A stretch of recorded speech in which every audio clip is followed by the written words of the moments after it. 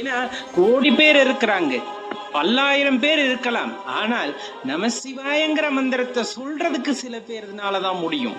அவ்வளவு சாதாரணமாக அந்த நாமம் நமது வாயில் வந்து விடுமா? கிடையவே கிடையாது. எத்தனை கோடி ஜென்மங்களில் நீ செய்த புண்ணியத்தின் காரணமாக இந்த நமசிவாயங்கிற மந்திரம் நம்ம வாயில வரும். அப்படிங்கும் போது எத்தனை ஜென்மங்களில் செய்த புண்ணியத்தின் காரணமாக நமக்கு சிவபெருமானின் மீது ஈர்ப்பு ஏற்படும் என்று நினைத்து பாருங்கள். அநேகம் பேர் உண்டு. நான் வழிபட்ட தெய்வம் வேறு, ஆனா ஒரு குறிப்பிட்ட காலகட்டத்துக்கு அப்புறம் பாத்தீங்கன்னா எனக்கு என்னமோ தெரியல, அந்த ஈஸ்வரன் மேல அப்படி ஒரு ஈர்ப்பு, அவரை பார்த்ததுமே அவ்வளவு அன்பு பொங்குகின்றது, கண்ணில் கண்ணீர் பெருகுகிறது அப்படிங்கிற மாதிரி நிறைய பேர் சொல்வதுண்டு. காரணம் நன்றாக உணர்ந்து கொள்ளுங்கள். நீங்கள் எந்த நாமத்தில் வழிபட்டாலும் இறைவனை வந்து சேர்கின்றது அந்த பக்தி அப்படிங்கிறது.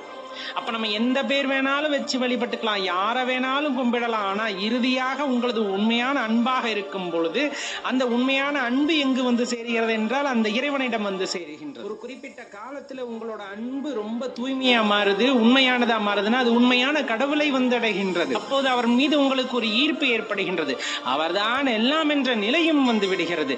அந்த இடத்துலதான் உங்களோட பக்தி அப்படிங்கிறது சிறந்து வெளிப்படுகிறது அப்படிங்கறத மறந்துட வேண்டாம்.